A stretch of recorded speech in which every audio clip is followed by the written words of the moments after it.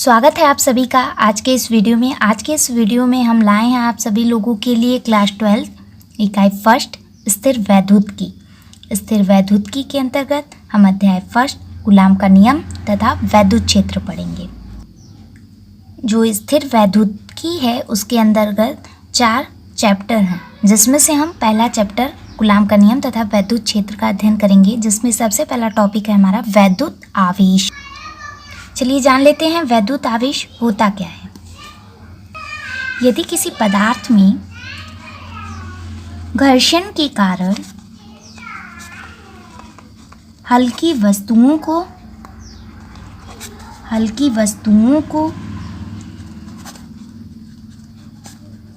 अपनी ओर आकर्षित करने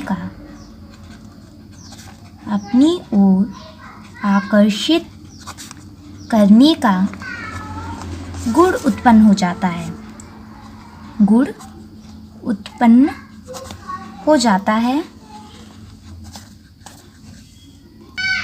उत्पन्न हो जाता है तो वो क्या हो जाता है? वैद्युत कहलाता है। तो वैद्युत कहलाता है। या तो काट दें, यदि किसी पदार्थ में घर्षण के कारण हल्की वस्तुओं को अपनी ओर आकर्षित करने का गुण उत्पन्न हो जाता है तो वैद्युत कहलाता है।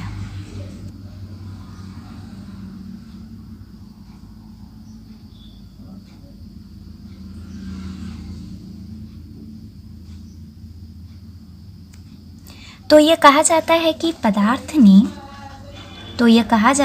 पदार्थ ने आवेश ग्रहण कर लिया है। पदार्थ ने आवेश ग्रहण कर लिया है और पदार्थ वैद्युत में हो गया है। अतः वैद्युत में पदार्थ को आवेशित पदार्थ भी कहते हैं।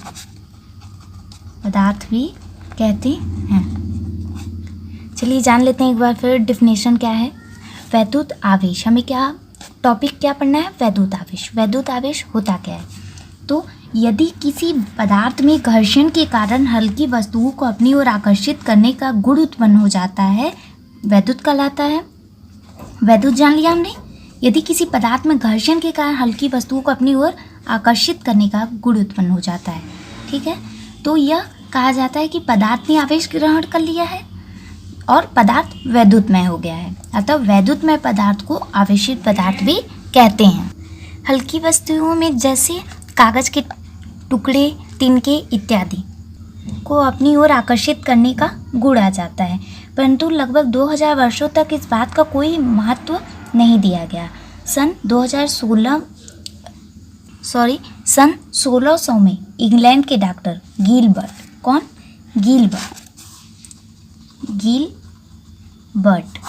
गिलबर्ट एक वैज्ञानिक हैं जिन्होंने प्रयोगों द्वारा पता लगाया कि अंबर की भांति ही अंबर नामक पदार्थ है जो ऊन से रगड़ा जाता है, तो हल्की वस्तु में ये अंबर भी आता है, ठीक है। तो जो इंग्लैंड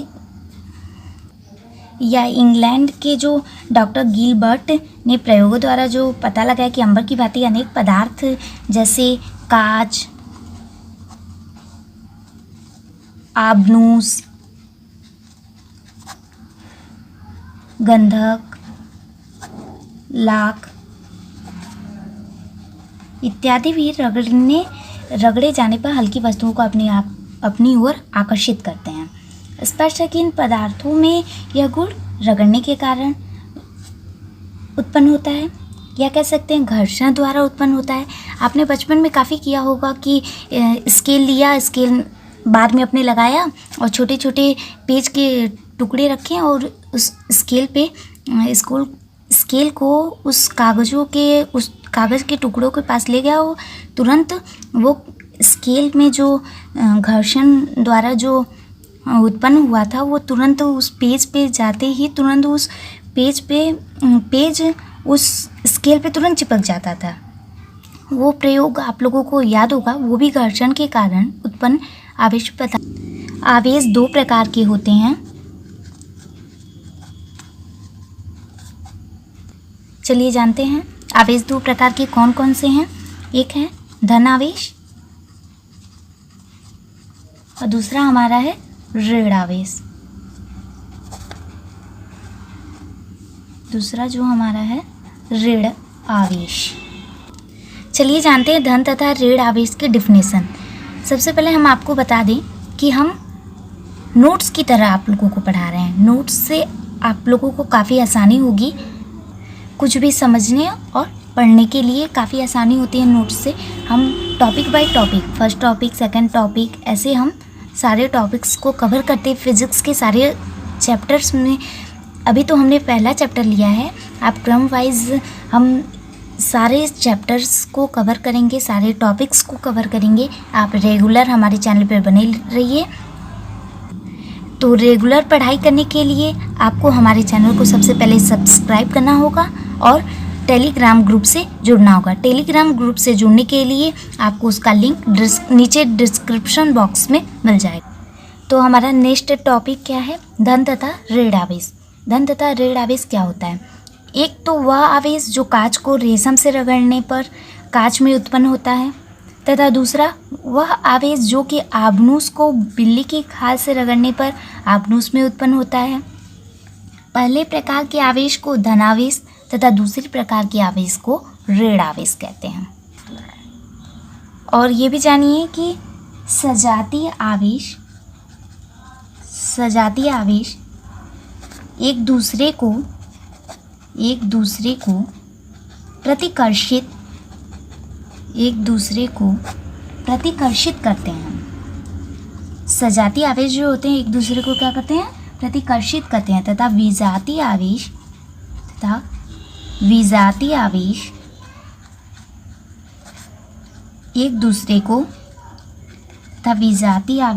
दूसरे को आकर्षित करते हैं।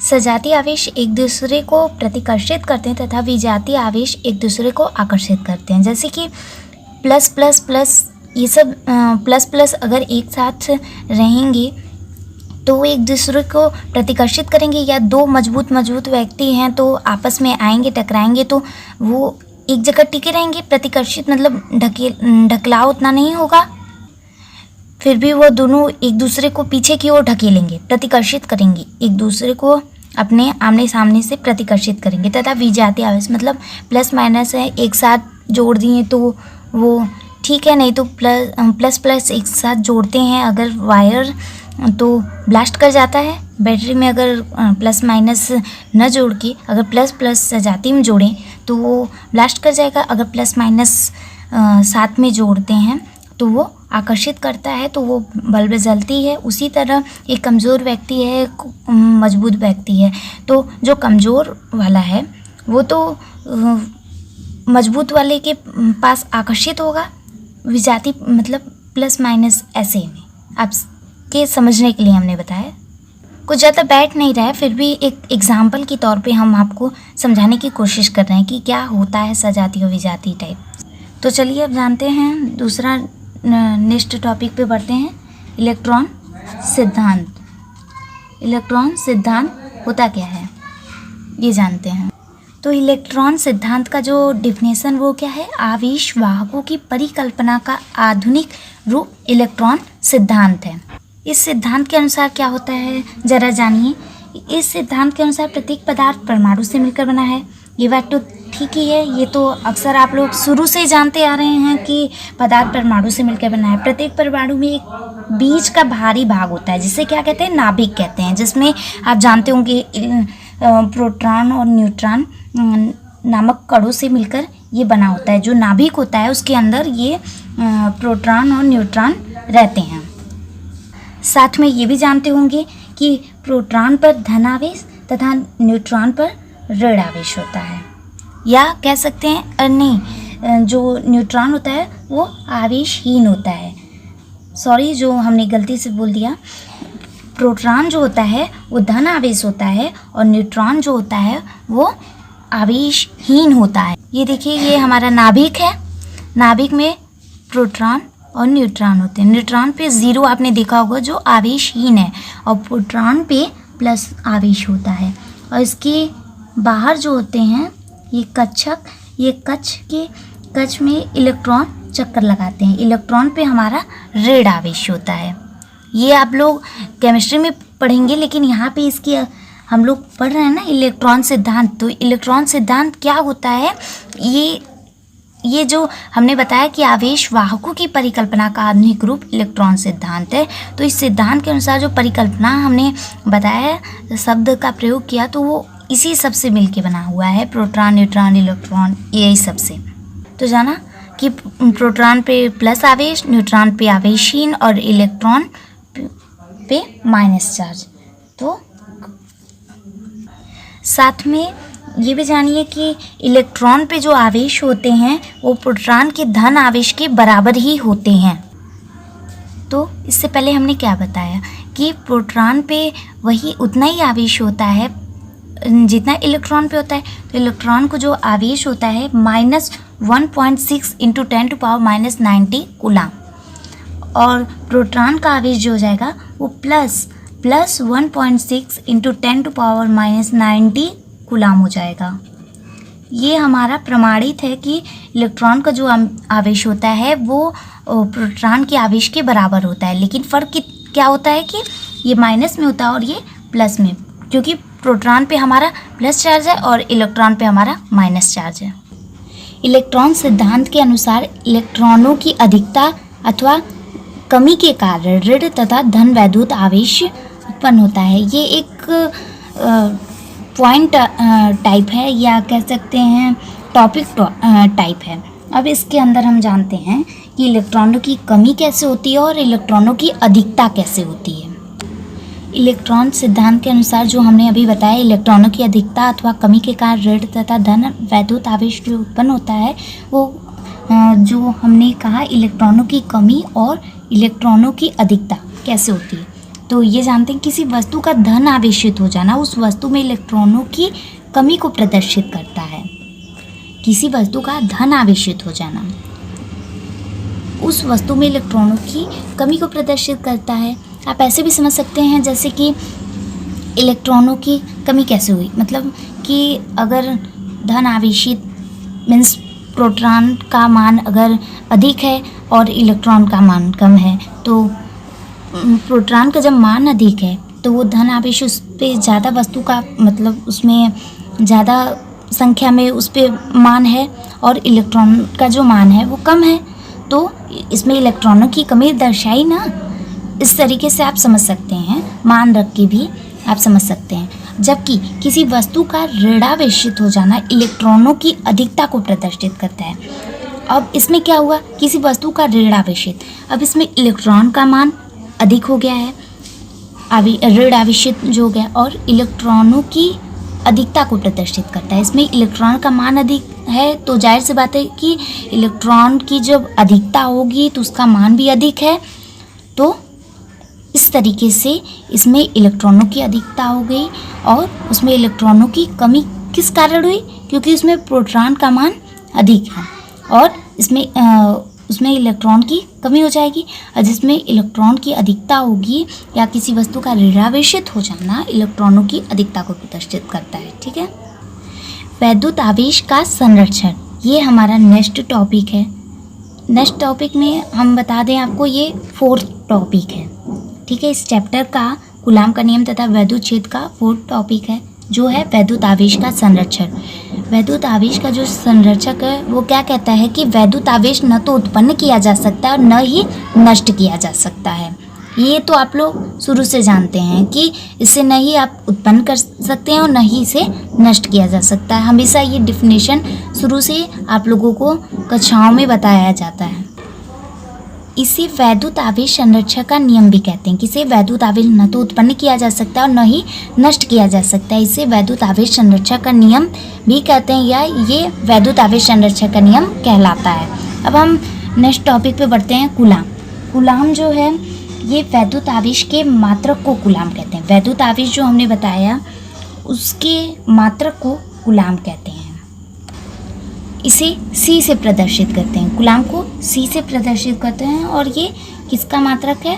वैद्युत आवेश के मात्रक को क्या कहते हैं?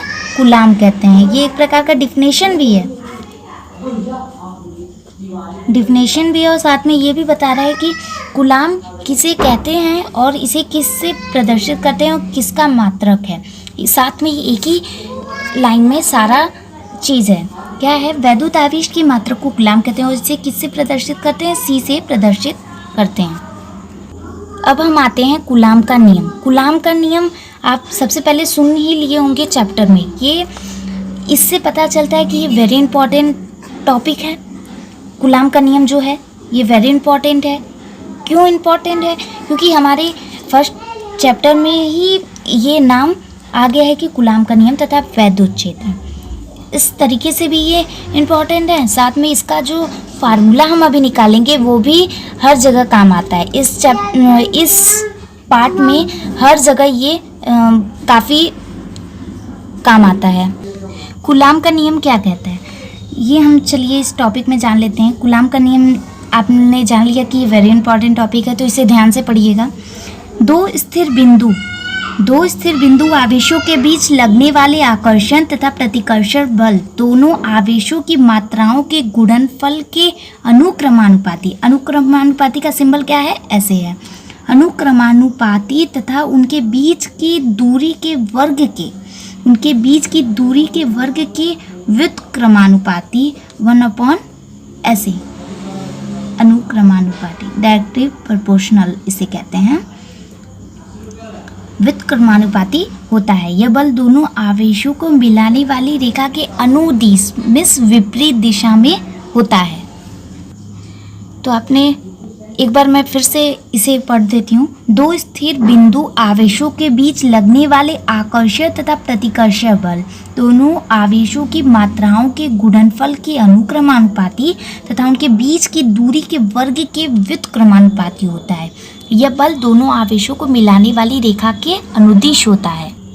कूलाम के नियमानुसार एक फिगर है जिसमें दो बिंदु है, एक Q1 है और एक Q2 है। Q1 व Q2 है जो अनुदिश मीन्स विपरीत दिशा में है। दो बिंदु है ना, एक Q1 और एक Q2, ये दो बिंदु हैं जिनकी बीच की दूरी जो है वो R है। Q1 व Q2 के बीच की दूरी क्या है? R है। ये कूलाम के नियमानुसार है।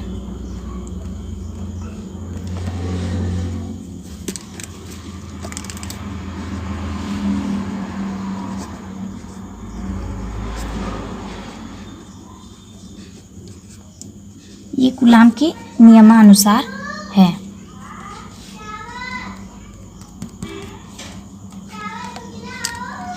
तो इसमें क्या हो जाएगा हमारा? F अनुक्रमानुपाती Q1 व Q2, F अनुक्रमानुपाती Q1 व Q2 हो गया तथा F व्युत्क्रमानुपाती 1/r² हो जाएगा। ठीक है, अतः क्या हो जाएगा हमारा? F व्युत्क्रमानुपाती Q1 व Q2 अपान में r²। ठीक है, ये जो हमारा ये जो दो बिंदु है Q1 व Q2 उसे मान लिया।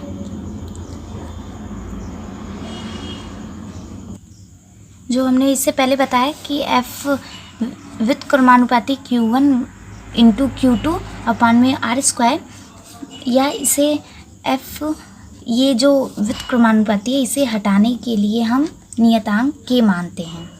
ठीक है, नियतांक K इस व्युत्क्रमानुपाती को हटाने के लिए है।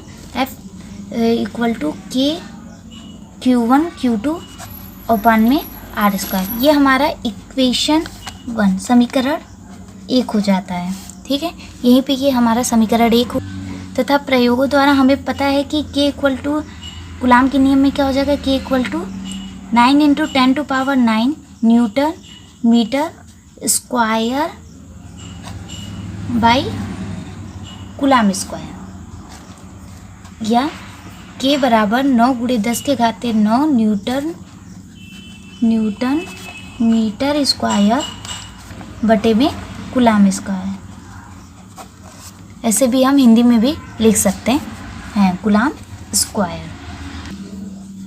तो हमारा क्या हो जाएगा, ये जो समीकरण एक माने हैं उसमें के का मान हमारा तो प्रयोगों द्वारा सिद्ध है।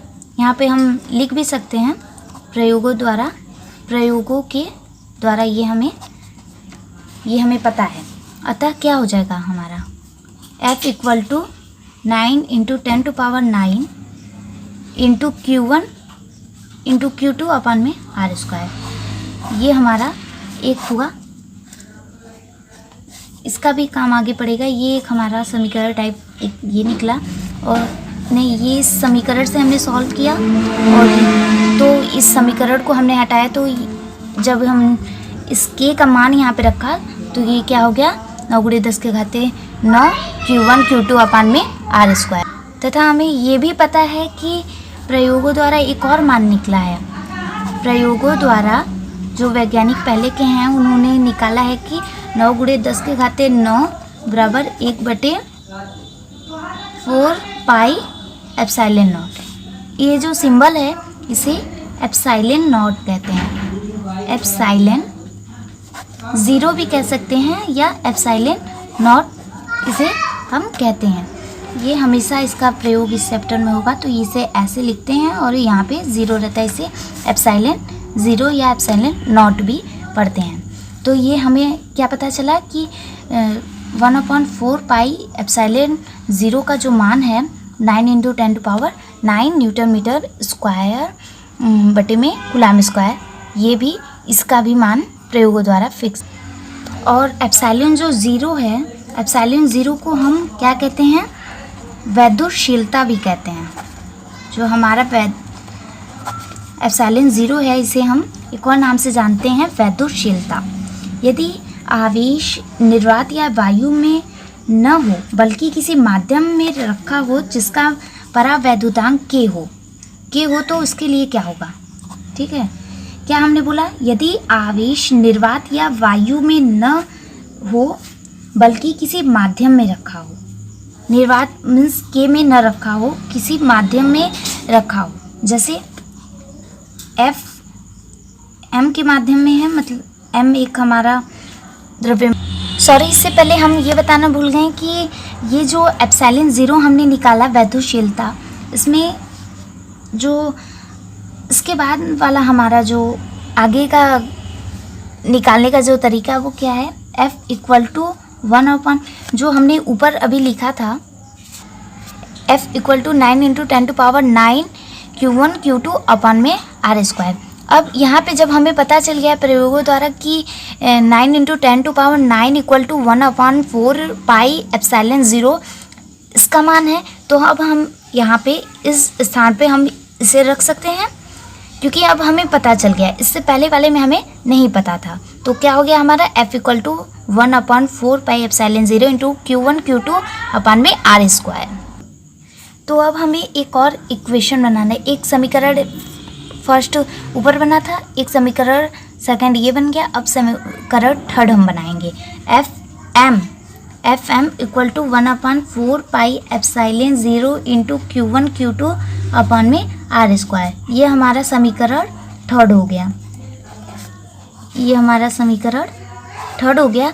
हम 3 समीकरण लिए हैं, क्योंकि हमें क्या है, कूलाम के नियमानुसार जो कूलाम के नियमानुसार जो फार्मूला उन्होंने निकाला है वो हमें निकालना है। हम यहाँ पे शॉर्ट में बता दे रहे हैं कि क्या निकालना है, एप्सिलॉन अपन में एप्सिलॉन 0 इक्वल टू के, ये हमें निकालना है।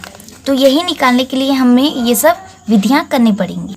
और आपको ये पता होगा कि वायु का निर्वात के लिए मान जो होता है, वायु का निर्वात के लिए जो मान होता है वो क्या होता है, k इक्वल टू 1 होता है, क्योंकि ये निर्वात के लिए एक मान हमारा। तो अब हम आते हैं समीकरण को हल करने। तो समीकरण 2 व सेकंड व थर्ड से, 2 या 3 से को 2 व 3 को, समीकरण 2 व 3 को भाग देने पर समीकरण 2, 3 ये दिख रहा है, ये दोनों को हम भाग देंगे तो हमारा क्या आएगा, चलिए निकालते हैं। f अपॉन में एक f ऐसे कर लें और एक नीचे में f m है और ऊपर वाले में f, क्योंकि हमारा समीकरण फर्स्ट जो था वो है f equal to 1/4πε0 Q1 Q2 upon में R स्क्वायर, सॉरी ऊपर वाले में छूट गया है एक, जो 1/4πε0 K है। क्यों K है? क्योंकि हमने बताया कि यदि आवेश निर्वात या वायु में न रहकर बल्कि किसी माध्यम में रखा जाए तो उसका परावैद्युतांक K हो जाएगा। परावैद्युतांक K हमने बताया था अभी, तांक जो हो जाएगा वो K होगा, ठीक है। तो उस अनुसार ये हमारा FM में 1/4πε0 K इंटू Q1 Q2 अपन में R स्क्वायर ये हमारा होगा। तो नीचे क्या हो जाएगा, समीकरण 2 और 3 को भाग देने पे हम जो मान लिख रहे हैं समीकरण 1 का था और समीकरण 2 में FM 1/4πε0 K into Q1 Q2 upon में R स्क्वायर। अब क्या होगा, ऊपर नीचे 1/4πε0 कैंसिल हो जाएगा और Q1 Q2 अपन में R स्क्वायर, ये दोनों भी ऊपर नीचे कैंसिल हो जाएंगे। लेकिन आपको करना क्या है, पेपर टाइम में आपको इतना काटिएगा नहीं, या काट सकते हैं, हल्का सा काट दीजिएगा। वैसे तो अक्सर काटा हुआ नहीं मिलेगा आपको, डायरेक्ट इसे आगे का स्टेप करके दिखा दिया जाएगा। जैसे यहाँ क्या बचा, अब ऊपर 1 बचा, सारा कैंसिल हो गया, और नीचे 1/K, क्योंकि ये 1 के बटे में है तो 1/K है। तो अब क्या आया, F अपॉन में FM इक्वल टू, ये जो 1/1 ये पूरे के ऐसे में था तो ये ऊपर चला जाएगा, ठीक है। क्योंकि आप लोग ये विधि जानते होंगे, अगर बाय द वे हम रफली आपको बता दें, अगर हम ये लिए और ऐसे है तो ये रफली है,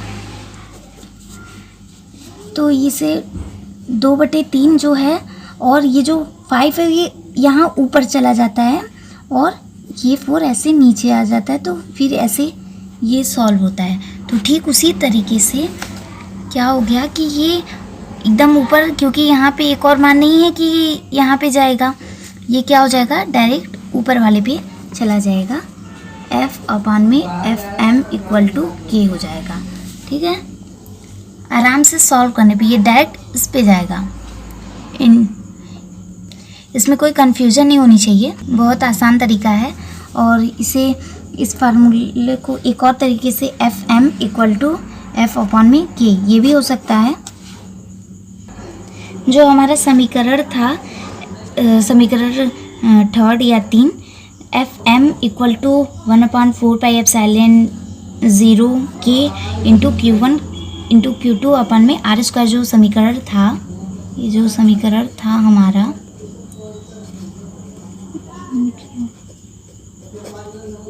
इसमें एप्सिलॉन 0 K के स्थान पे समीकरण 3 में जो है एप्सिलॉन 0 K के स्थान पे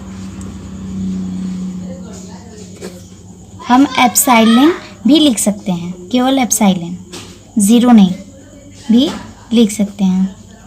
तो हमारा फार्मूला एक और यहाँ पे बनता है, तो क्या हो जाएगा, epsilon 0 K equal to epsilon, ये दोनों एक दूसरे के बराबर है क्योंकि हम स्थान पे लिख सकते हैं। अभी हमने बताया कि समीकरण 3 में एप्सिलॉन 0 K के स्थान पे एप्सिलॉन भी लिख सकते हैं, तो epsilon 0 K equal to epsilon के बराबर हो गया, या एप्सिलॉन अपॉन में एप्सिलॉन 0 इक्वल टू K, यही हमें सिद्ध करना था। तो हमें यहाँ एक और डिफिनीशन मिला, परावैद्युत माध्यम की वैद्युतशीलता, परावैद्युत माध्यम की वैद्युतशीलता तथा निर्वात अथवा वायु की वैद्युतशीलता के निर्वात अथवा वायु की वैद्युतशीलता के अनुपात को परावैद्युत माध्यम का परावैद्युतांक कहते हैं।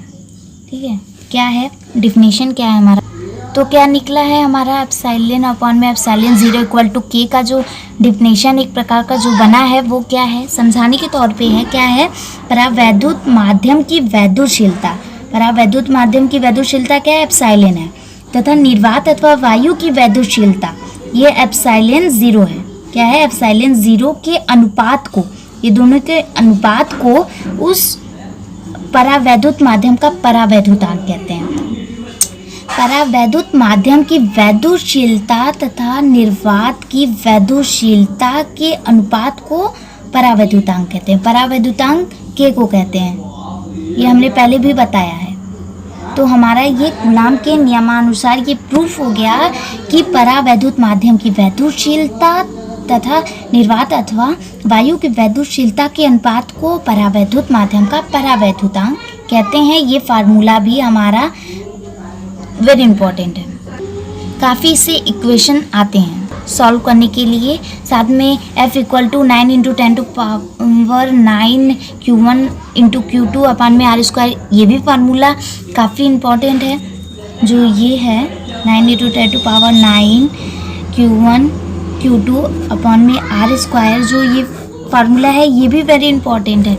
इससे लगभग सारे न्यूमेरिकल आते हैं, न्यूटन मीटर स्क्वायर बटे में कूलाम स्क्वायर, ये हमेशा। और ये भी याद रखिएगा कि 9 इंटू 10 टू पावर 9 जो है इसके अपॉन में 1/4 पाई एप्सिलॉन 0 होता है, तो इसके स्थान पे ये भी ऐसे फार्मूला आएगा जिसका मान आप ये ऐसे रख के Q1 और Q2 का मान रख के अपॉन में R का मान रख के F का मान निकालेंगे, या F का मान और ये 9 इंटू ये जो 1/4 पाई एप्सिलॉन 0 जो ये है इसका भी मान रख के 9 इंटू 10 टू पावर 9 रख के और इंटू Q2 Q1 का भी मान आप निकाल सकते हैं, या R का, ऐसे बारी बारी सबका मान रख के आप मान निकाल सकते हैं। तो इससे क्या समझ में आया कि ये भी फार्मूला इस चैप्टर में वेरी इंपॉर्टेंट है जो आपको याद रखना है।